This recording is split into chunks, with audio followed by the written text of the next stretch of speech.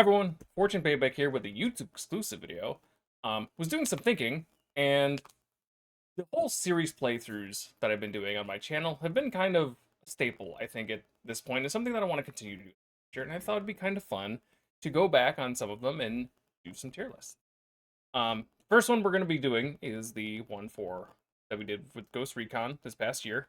And the way I'm going to kind of set this up is from S through D is just basically just going to be in terms of enjoyment. I'm going to talk about them a little bit, but yeah, let's jump into it. Like I said, it has been a little bit, so I'm kind of operating off of memory just a little bit. But here we go. First Ghost Recon game, I think I would definitively have to say is an S tier by far. The game definitely stood the test of time. It was very unique compared to games you would see nowadays. Overall, just enjoyable, had a lot of replayability, and is one I've actually gone back since we originally played it. And played a little bit. It's great, great game that yeah, like I said, you're not going to find nowadays.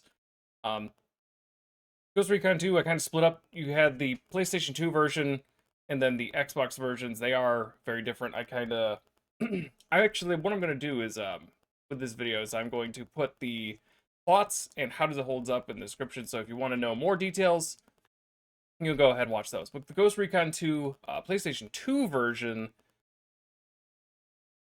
kind of mulling this one over is a little bit difficult. Part of me wants to put it, I want to say higher than it should be. But the more when I think about it, I'm going to put it in B for now.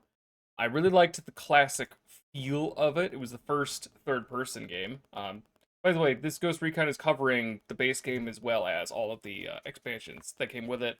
And I'm throwing Jungle Storm in there as well, just because it was, it was not too different. There were some small differences, but they weren't really noticeable that took away from the main game. PlayStation 2 version was the first one that was over the shoulder. It was very level by level, kind of just a classic throw you in, run through the mission. That was it. You die, you start over. Um, Kind of cookie cutter shooter, really. But it was enjoyable and a different experience. Uh, Definitely enjoyed it. The Xbox versions, I think this is why I've actually put the PlayStation 2 version in B tier. These ones are direct sequel to the PlayStation 2, but they play very differently. Now, we did have a lot of emulation issues when playing these, but those aside, still really good games. It's kind of like a combination between the original Ghost Recon and the PlayStation 2 versions. I mean, from here on, it's all going to be over to all third person and whatnot, so I'm not going to kind of touch on that. But it was a bit more open, whereas the PlayStation 2 version was a lot more like, it was like a path you followed. The Xbox version was a lot more, here's the map, go do the mission, but not quite as much freedom as the original. You also had a lot more options to work with, and it's just overall, it was a game that, when you look at it compared to everything else, it was very much ahead of its time. Like I said, aside from the emulation issues, they were very, very good games. If you haven't played them, honestly, the PlayStation 2 version was enjoyable. Go play the Xbox version. And moving on to Advanced Warfighter, this is going to cover both Advanced Warfighter and Advanced Warfighter 2 that came out on the Xbox 360. There is another PlayStation 2 version. We'll talk about that in a second. Advanced Warfighter, by far, D. I don't even have to think about that one. Those games were awful. Quite frankly, the writing was abhorrently cringe. It felt like I was playing a mobile game. And overall, I did not have fun. They were definitely an experience, and I'm glad I got to play them. But, yeah, definitely something that I don't really care for. Maybe I've kind of talked about this in the other video, but I think it's a game I would have enjoyed if I was in middle school, when I was like 14. But yeah, playing them again, an adult, many years later, not great. Let's see, PlayStation 2 version. which is so. Let me explain. The PlayStation 2 version was a different it was kind of same story, different version of Advanced Warfare, but it was in first person. It was very weird and a unique experience, but ultimately I had a lot more fun, but it was still very kind of cut and dry. I don't know how to really explain it. I'm trying to think. I guess I would probably put it in B tier. It was still an enjoyable game. It was a lot shorter, because you kind of cramming both stories of two games into one. Um, I still wish I had an opportunity to play the PC version of that game, but fortunately couldn't find it. Yeah, the PS2 version, very, very weird. Another one of those games where I think if you have an opportunity to go experience it, definitely go give it a try just for the sake of it being different. Ghost Recon Future Soldier, I really want to give an S tier, but I think part of that is nostalgia talking, and I am going to drop it in A tier. Um, I'm going to reiterate kind of some points from my how does it hold up. The big things being, I mean, this game practically invented the weaponsmith that we know nowadays that was popularized by Modern Warfare 2019. I mean, the shooting and the overall movement and gameplay and story, everything about it, I love. The only reason it's not an S tier is because there were some very specific issues. I'm not going to go over all of them. You can go watch that in the How Does It Hold Up video. But overall, yeah, a phenomenal game with incredible replayability.